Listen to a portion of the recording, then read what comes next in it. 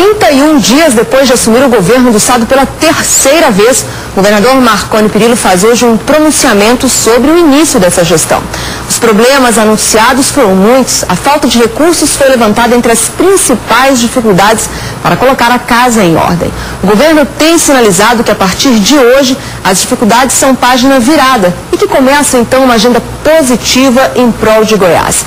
E para fazer um balanço do trabalho realizado até agora e discutir as próximas ações, Bom Dia Goiás recebe aqui hoje o governador Marconi Perillo. Bom dia, governador. E recebe também o nosso comentarista político, Jarbas Rodrigues. Bom dia, Jarbas. Obrigada também pela sua presença.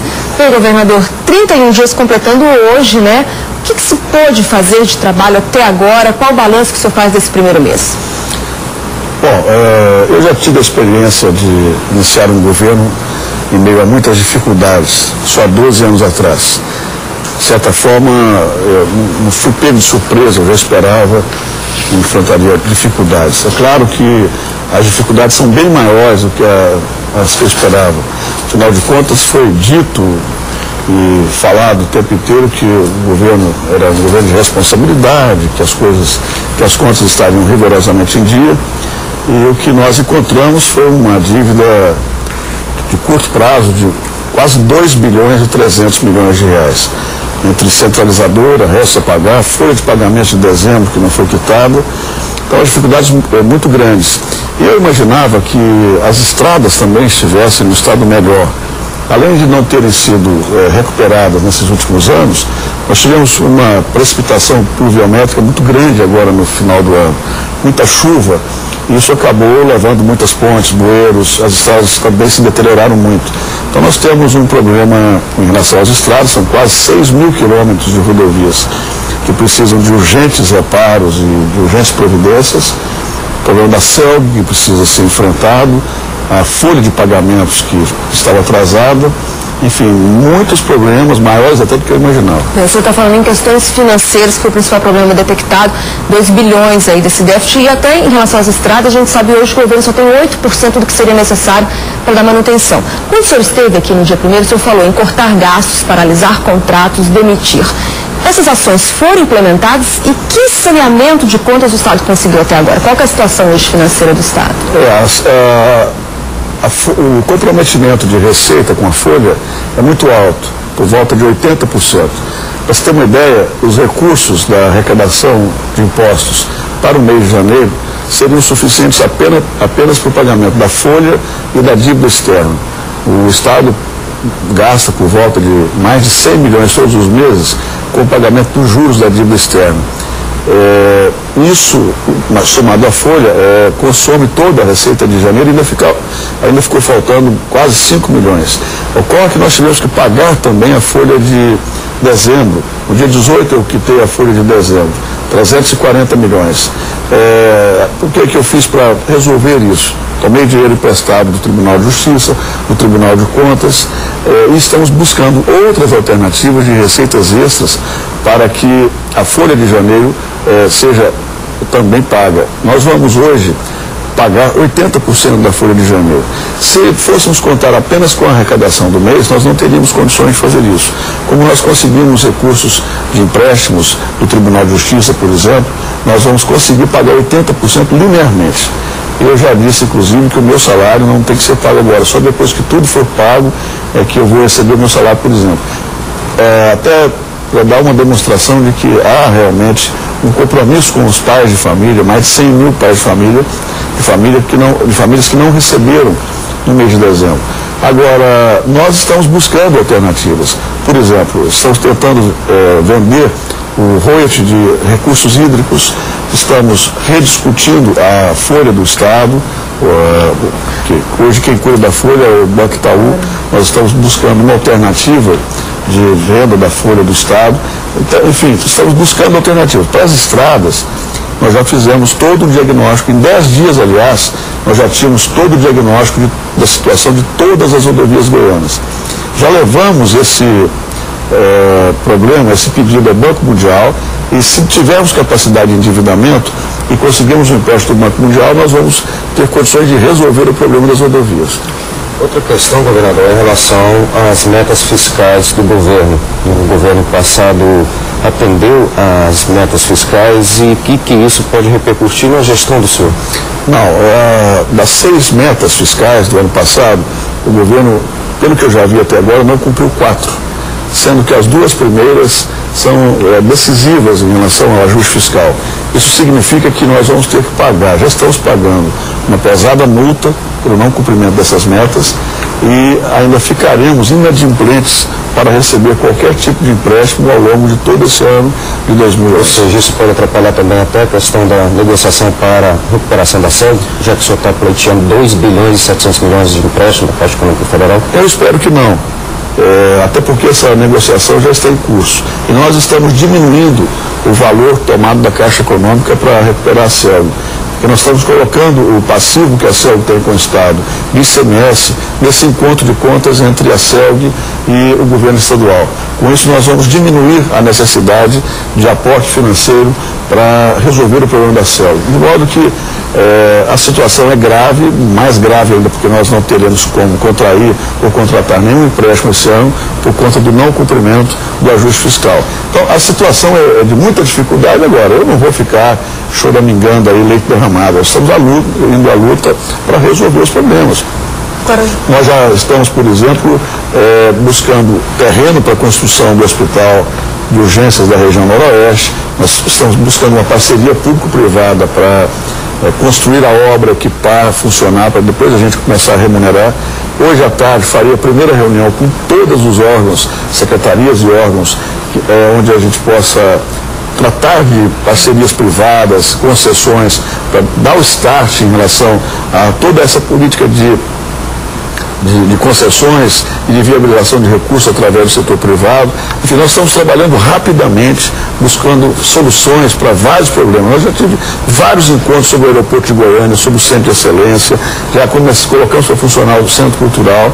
Enfim, eu estou certo de que num espaço não tão longo de tempo, as coisas vão estar acontecendo muito bem aqui no Estado.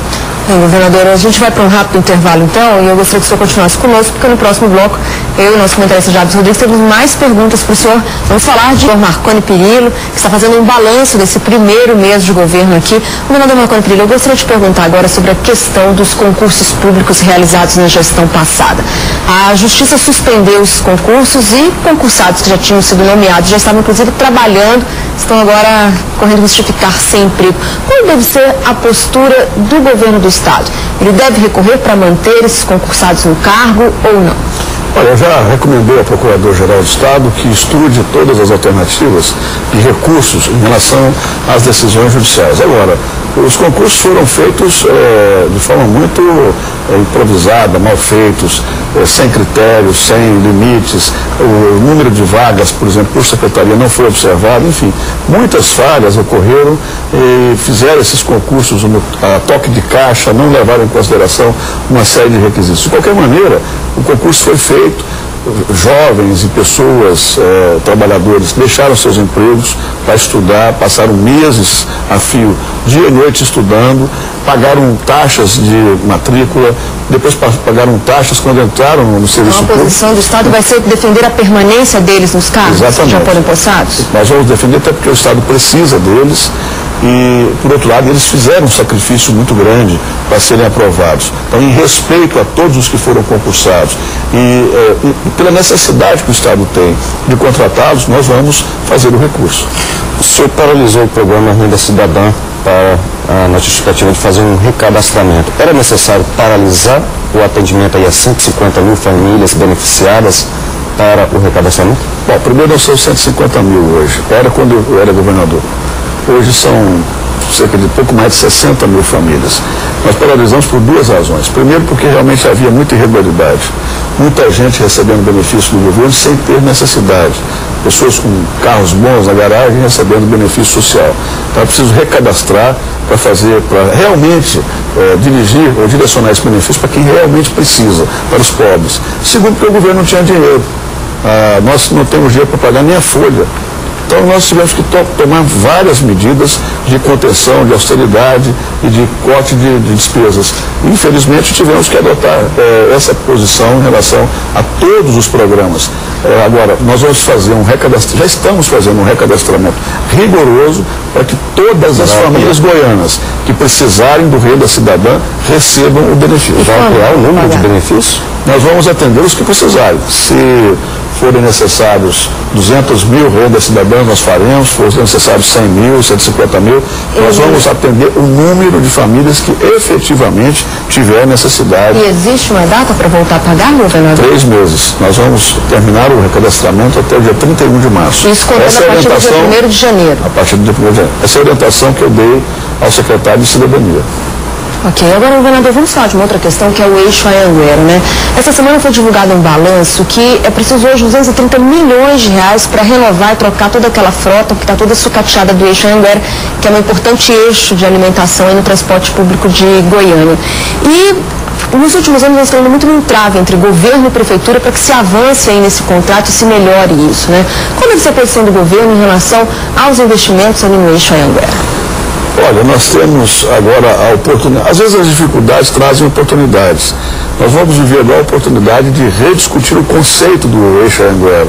Se vamos continuar com ônibus sobre rodas, se vamos trabalhar junto ao governo federal a viabilização de recursos para trens sobre trilhos, ou, enfim, nós estamos discutindo qual é a melhor alternativa para o eixo Anhanguera. O governo federal está disposto a colocar recursos aqui, seja para a aquisição de novos veículos, seja para a adoção de um outro tipo de transporte naquele eixo. Então, nós vamos estudar, já estamos conversando, eu já fui ao ministro das Cidades, eu tenho tido o apoio dos deputados Sandy Júnior e Roberto Balestra, que são do partido do ministro, eles estão todos muito interessados em ajudar. Então, nós vamos definir conceitualmente o que será feito com o eixo Anhanguera. E vamos buscar os recursos rapidamente para que os investimentos sejam aplicados lá. O senhor falou que o governo federal tem interesse de investir em Goiás, né, de ajudá-lo no governo em um mês. Como é que o senhor está vendo que vai ser essa relação, o senhor que é um governador do PSDB, com o governo federal, que é administrado pela presidente do PT? Olha, eu tenho sentido muito boa vontade de parte da presidente. Aliás, é impressionante a diferença do comportamento da atual presidenta em relação ao governo anterior. A presidenta está sendo muito comedida, tem falado muito pouco, tem trabalhado muito, tem ficado muito no seu gabinete discutindo as metas e o planejamento estratégico do país. Eu, sinceramente, tenho, assim, considerado esse início de gestão da presidenta como muito positivo. E não só eu, mas os governadores do PSDB também estão sentindo. Eu fui visitar o Olavo Moleto, doutor Olavo Moleto, que é o secretário de Assuntos Federativos do governo federal, que é goiano. Eu percebi muito boa vontade de parte dele e eu tenho também demonstrado. Em relação aos prefeitos de oposição aqui em Goiás, todo o interesse em auxiliá-los, em estabelecer parcerias com ele. Eu acho que a gestão moderna não pode ficar observando se o governo é de partido A ou B ou C. O que tem que ser levado em consideração são as necessidades da população. Agora, governador, uma outra questão que eu queria conversar com o senhor era sobre segurança. Aproveitando a sua presença, acho que a gente não pode deixar de perguntar, porque nós exibimos hoje uma reportagem sobre a situação assim, crítica das delegacias, do IML de Lusiânia, em que uma família chega a esperar até 8 horas para que seja buscado o corpo de um parente. Isso foi destaque nacional ontem no programa Fantástico. E a situação parece muito de falta de estrutura e falta de preparo também da polícia. Para as seguranças, o que se pode esperar de mais rápido, de mais imediato, para se melhorar essa estrutura hoje do Estado? Olha, eu já criei o grupo gestor de segurança pública do entorno, que vai ser comandado pelo coronel Edson, que foi comandante da Polícia Militar de Goiás e foi inclusive comandante da Força Nacional de Segurança. É a Subsecretaria de Segurança do Entorno. Aquele IML de Lusiânia foi construído por mim quando eu ainda era governador da outra vez. Nós não tínhamos nem o IML de Lusiânia.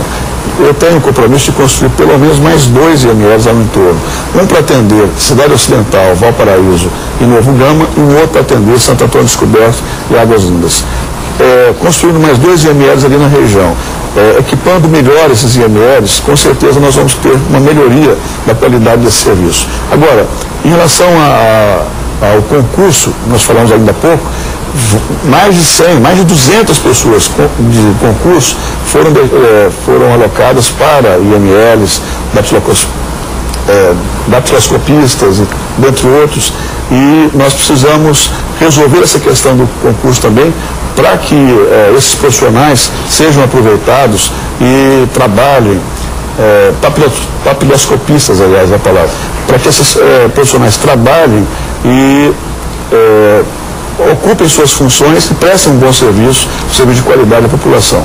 Então, nós vamos construir, neste ano ainda devo começar a construir mais 2 IMLs, nós queremos construir um IML também aqui em Aparecida de Goiânia.